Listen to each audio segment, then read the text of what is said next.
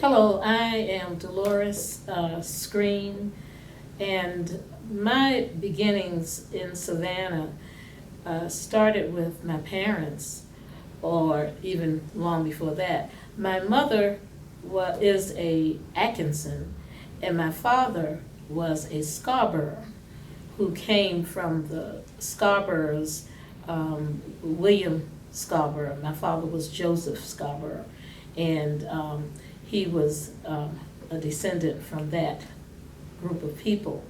Um, my parents met when they were young children, and um, once they got married, they moved to New York, and I was born in New York City in Harlem Hospital.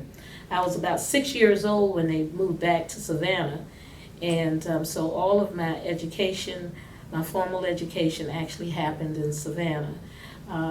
I consider myself a native Savannian.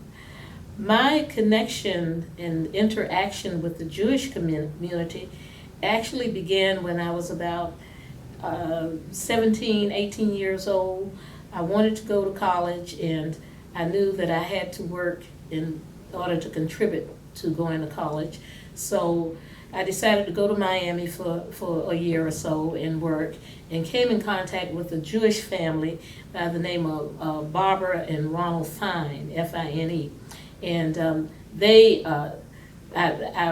worked for them, and they took me as though I was one of their children, and did all kinds of marvelous things for me. I had an opportunity to see what a Jewish family lived like, which is a little bit different than what an African American family lived like in the household. I was fascinated by the holidays and different types of foods and the culture and all of the religious observances. And so I actually lived with this family for about a year and a half, and had an opportunity to really see that side of a Jewish family. Once I let them know that I was planning to go to college, what was so beautiful about this family is that they decided as a family to contribute to my college education. And once I enrolled, I was interested in being a fashion designer, wanted to go to a school, Fashion Institute of Technology in New York. And once I enrolled, they actually carried me to school and treated me as though I was one of their children. And that gave me a very positive, a very affectionate admiration for the Jewish community. Later on, I became very close to a local Jewish family, the Ullmans, and again had an opportunity to see what the culture was like from a close-up perspective, and really fell in love with just the general attitude of being together and being organized and coming together as a community. And now I'm operating my business at the JEA, and really continue to see all of those wonderful things in the Jewish community on a day-to-day basis as I operate my facial business here. I think it's so wonderful to have the opportunity to combine what I know about my African American descent, to combine that what I've learned from the Jewish community, and I think that really is what made me the person that I am today. That's really a fascinating story. I'm going to go back and ask you a couple of questions. First, about your own life. The Scarboroughs that you're related to, as in Scarborough House? As in Scarborough House, as in Scarborough Street. My great-grandparents was mulattoes, and I was told by a little research and a lot of information from Mr. Law, from W.W. Law, that they were, my family came from the original Scarboroughs of Savannah. What type of work did your parents do? And do you know anything also about your grandparents? I know very little about my grandparents on my father's side. My parents, my father was a merchant seaman, and my mom actually worked. She actually was more of an entrepreneur, and I guess that's where I get that from. And my grandparents, my grandfather on my mom's side, the Atkinson, was a cement finisher. And during that time, I think they traveled around a lot of different areas and did highways and roads and stuff like that. And my grandmother was a housewife.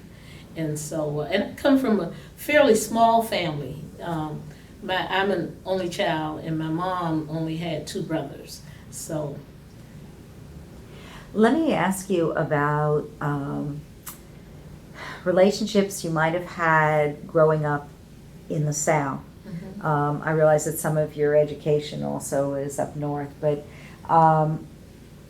when you were growing up, things would have been segregated in the South.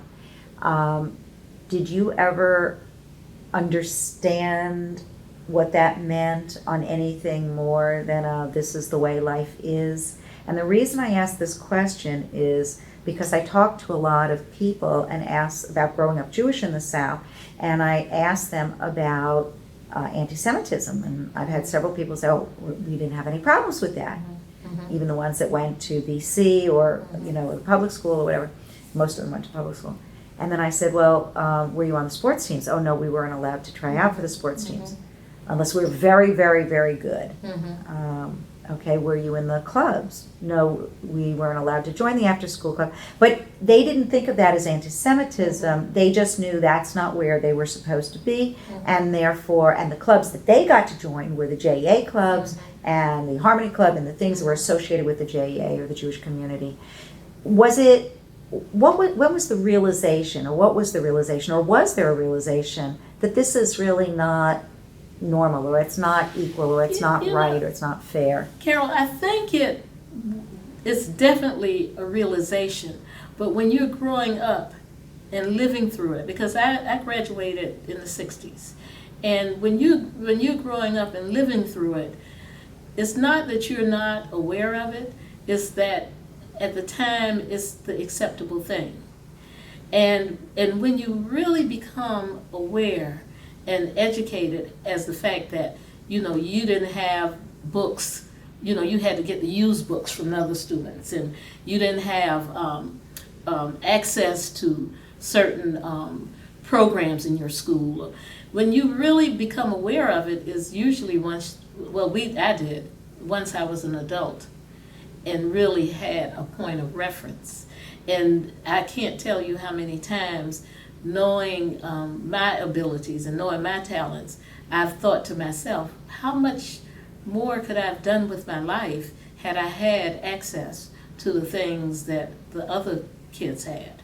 But at the same time, we were given some outstanding character kind of things that make you a person that don't give up, that make you a person that really know how to go after what you want, and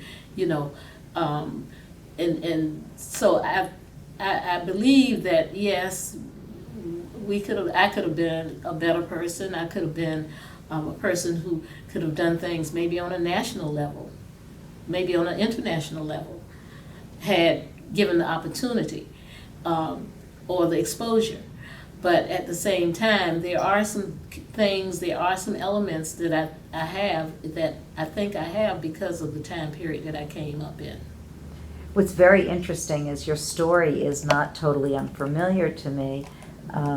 In my case, because I was Jewish and there were things that avenues closed to me, but also because I grew up as you did before Title IX, where women were given equal access to something as simple as sports or in schools, and so I often think, my life would have turned out a little different if people expected certain things from me, which they did not expect. So tell me a little bit something about the civil rights movement and how it impacted you, and also the women's movement Mhm. and if it impacted you. And was this different? Were you aware of other groups, the Jews also being a minority, other groups that were kind of fighting these same battles at the same time? Or was it just about, you and your friends and the life that you were leading? I wasn't necessarily aware of other ethnic groups that was going through the same type of struggle. And in my struggle, in my efforts, it really took all of what I had to keep up with that. During the civil rights movement, I remember the times when we did the marches down Martin Luther King, and I remember the mass meetings and the things that, I think one thing that stands out is that as young people, we were so committed, so willing to go and take a stand and be there. Just as they started the getting arrested and all of that, that was the time that I was leaving to go try to make money to go to college. And so I didn't get to participate in that. But there was a lot of things that happened along the way that just reminded me, I can think of several things that just remind me that, that because I was a black female, that I was not, I either had to work harder, I had to prove myself more, and that I was being judged on a different set of standards than the next person. I was very fortunate to have the opportunity, I've been in business of one sort or another for a very long time, and one of the persons who really who helped me as far as business is concerned, and I know this is an old name that you don't get to hear often, but Bobby Hill. Remember Bobby? Bobby gave me my first opportunity to run a business.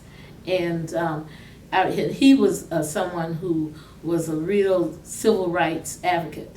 And so having a friendship with him and being exposed to, and he was a lot more militant than the average person, but it was, I was also able to see somebody else's approach to what, how they dealt with the whole civil rights movement. In the issue of the women's movement, a lot of the women I'm interviewing say, oh, we heard about it, but it didn't apply to us because we were Southern women. Is that the way it was for you? And I know that Miami is a very different community than, so can you compare a little bit about things that you might have seen down there and things that were going on here? As far as being a female in different places, more than what I saw in Miami, I saw in New York. Because remember, I went back to New York to go to college. I worked in the garment industry. And what I saw, which was very interesting, that the female, there was an isolated job description for the female that that it was just automatically you knew a female was going to do that job. And there were other jobs, whether you were capable or not, that you just would not be considered for because you was not a male. Even though that was the situation, I really feel that for whatever reason, and that was another Jewish family that I dealt with in New York. I really felt that I was given some opportunities to do some things in that company that I worked for that the average female was not able to do. And not that I was that much beyond average, but because I think, I brought that attitude with me that was put in me at Beach High School, that if this person can do it, then I can do it. And I think sometimes people can pick up on that attitude, and I think that sometimes that's the thing that helps you to open a door. I was in school to be a fashion designer, and they had pattern makers and garment sewers and stuff that they did, that they hired in this company. And the man that owned the company would allow me to go in and observe and communicate and do little things with all of the different types of aspects of this business, which, you know, I knew that there were people who were working side by side with me that didn't have that same opportunity. So I think, I think more than anything, it's the individual. It's the individual and what they bring, their attitude. If they come in, feel it, and sometimes it's not easy when you've come from a situation that's really, you know, hard, you know, where you've had a hard time. It's not always easy to have that healthy, positive attitude. But I do believe that that's the thing that can get us, even in this day and time, a little further along, having a healthy attitude about our environment and wanting to learn from who's around us. I've heard some stories that early Jewish settlers in this area, there were a lot of businesses that were closed to them, and a lot of them had mercantile stores, the Jew store, and these were often corner grocery stores or corner clothing stores, shmata stores.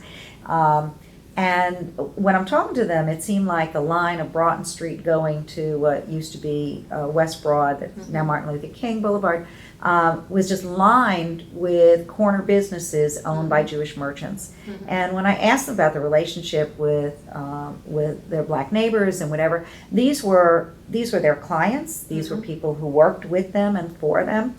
And I say with and for because sometimes they were manual labor, but in some of these companies, they had, you know, the first salesman or saleswoman that was African American that they allowed, you know, and they lost white business because of this. So there was some very interesting dynamics going on, growing up, you know, with other minority communities for the Jewish merchants. Growing up, do you remember the Jew store? Do you remember shopping or having a relationship with Jewish people because they owned the businesses or worked the businesses that you attended? I don't remember a relationship per se, but I remember a lot of Jewish businesses being along Broadway and also Martin Luther King. And not so much a relationship, but the one thing that I do remember pertaining to something else that's very different is that in the black community, like I say that I've been in business, I've been in the clothing business, I've been in the beauty business, and now I'm in the skincare business.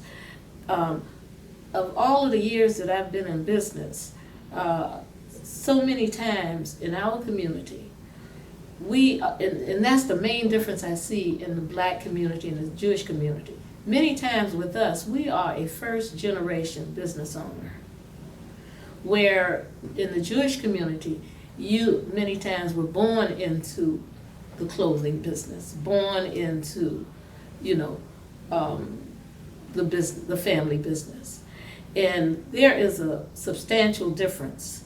You know, in any business, you're going to make some mistakes, you're going to learn some things, and if you are a first-time business owner, you don't have the family backing there to learn and to be a part of it as you grow up. You know, a lot of times you just started it once you got an adult, you know, and so that is really a different situation.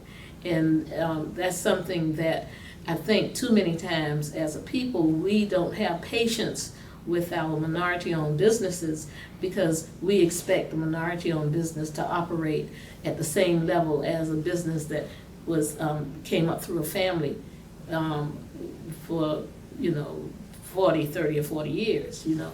But as far as the relationships, I don't really remember having a lot of relationships. I remember the stores that was on Broadway Street and that was on Martin Luther King. I also remember that we had a lot of businesses, a lot of black-owned businesses when we could not go to others.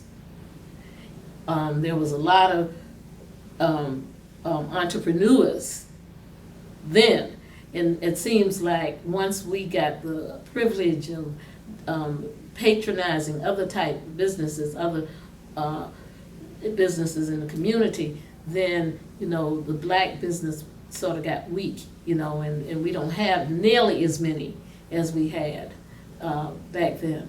I got to tell you how fascinating that is, because one of the things that has been part of the discussion with a lot of people that I talk to is the JEA, and the JEA has gone through so many different machinations, and from an overabundance of children running the place to very few children.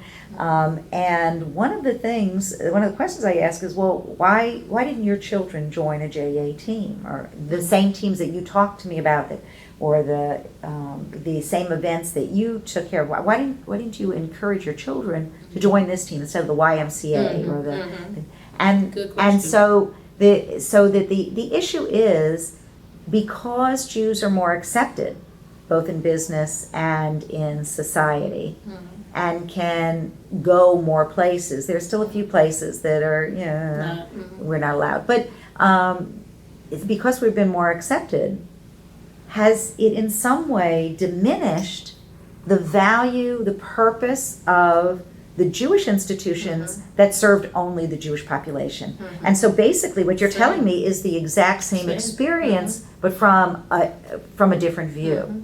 So it looks like we gain something, but in the process we lose something as well.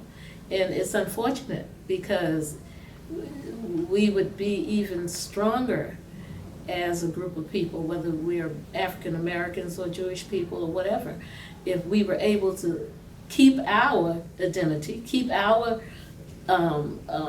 what's special about us, and also be able to benefit and enjoy what's special about another group, and that's something that's kind of a sore spot with me, because remember I said my mom was pretty much an entrepreneur, and she was involved in some of the businesses that was on Martin Luther King back in the day, and I can visualize that street just being full of different businesses from one end to the other, and now, although we as African Americans, we do have businesses in Savannah, but they're not concentrated by no means. So I'm going to go backwards, and then we're going to go forwards, and then we'll be done. So going backwards, I want you to think of your relationships with the Jewish community over the years, and some of the traditions you observed or participated in, and tell me, in terms of ethics, business practices, personal relationships, family relationships, what things do you think are the same between African American families, or in your case, your family, not speaking for all people, but your specific experience, and that of the Jewish families that you became a part of, and in what ways were they different? So what ways were we similar? In terms of the ethics, the education, the traditions that you observed at Jewish families' hands, and things that you were taught. One way that we're the same is that we are as a people, very committed to our religious beliefs. We are capable of being very committed. Another thing that's the same is that African Americans are in general, hard-working people who really have the ability within them to really go to the top of the class. If you look in all of the different aspects, entertainment, sports, we just do have the ability to do that. And where we're the same is that the Jewish community, the Jewish person, have the same ability. To be, if you look around at especially in the medical field and the science and all of that, have the ability to go to the top. And I think it's not as far as having the educational ability as much as the drive within to get the education. I think that's where we're similar. Very good.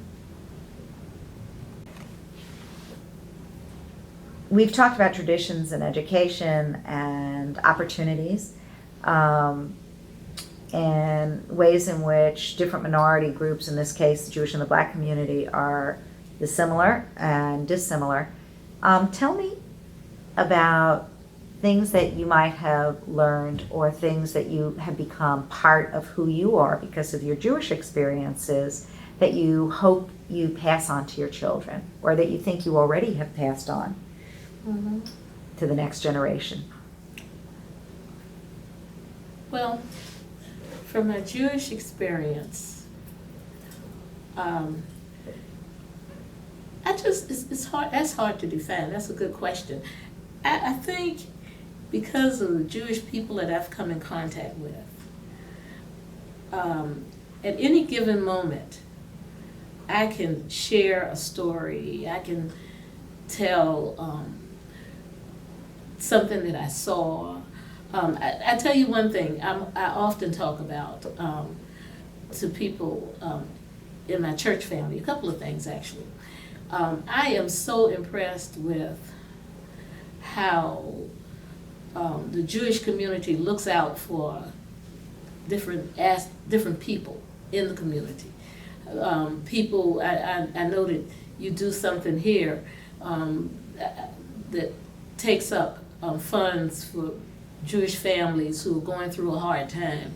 The other thing that I'm impressed with is that, like with the JEA, there's only one JEA in Savannah. And so many times people have duplicates.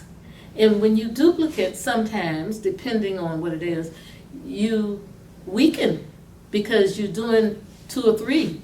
Wherein what you've done is you've concentrated in this one place, and that I find to be very attractive. The other thing is that your children never forget their heritage because it's a very active part of the day-to-day. It's taught here. You know, I like the way, even with the Federation, you got all the pictures of the different people who've taken leadership positions and all. So what you do here is a constant reminder. And that's something that I share. I know I had a client that would tell me that she had to rush home because she had dinner. They were doing dinner for a group of Jewish SCAD students. And I thought to myself, you know, that's not a bad thing. That's a good thing to do.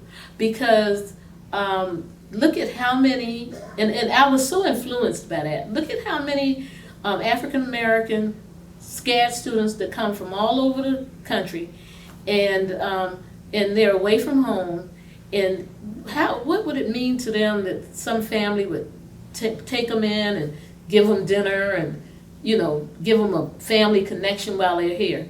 So impressed with that. I immediately decided I was going to do that. I want you to know I have my first SCAD student dinner. I had my first one last year. I got a fellow from Oklahoma, and his mom was petrified that she had to leave her baby here, you know, and so I invited the mom and the son and another SCAD student over for dinner. And those are the kind of things that you can learn, that we can appreciate and really kind of share with, and I've shared that many times with other people.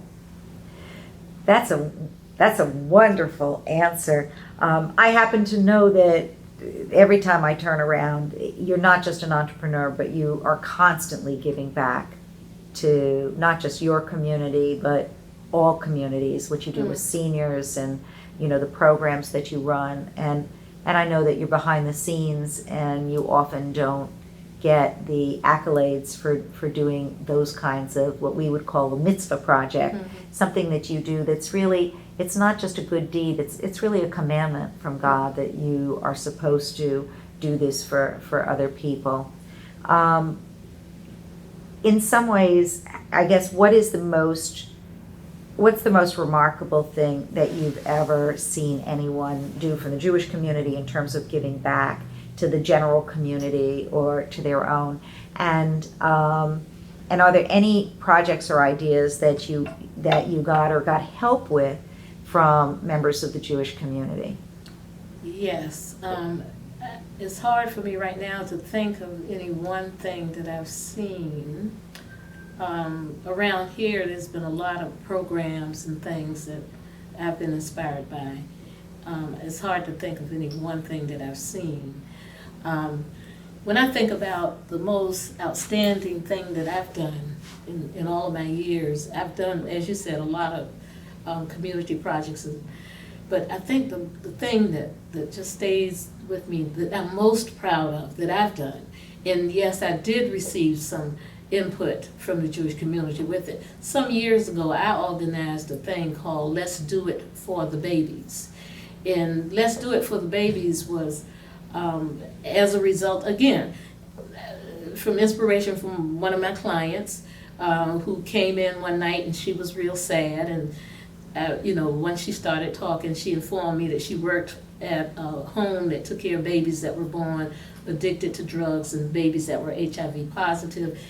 And she had been to the hospital with the babies all day, and she said, the sad thing is that, we don't get too much community input with the babies, and we need people just to come hold them and all that. So I committed to her at that very moment that the next fundraiser I did, I was going to make her organization the recipient of it, and I was going to do a big PR thing on it, and it happened. It was huge. It was very successful.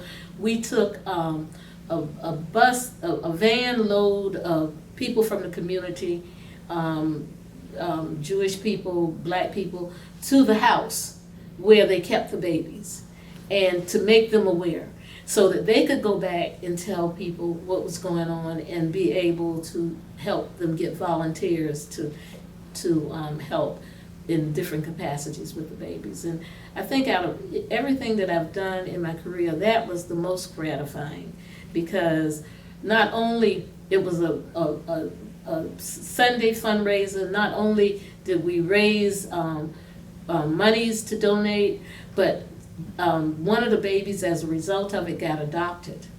And it really was a magnificent program. Is there anything that I haven't asked you or we haven't discussed that you'd like to mention or you think that you'd like to talk about? No, not really. I think you've asked a lot.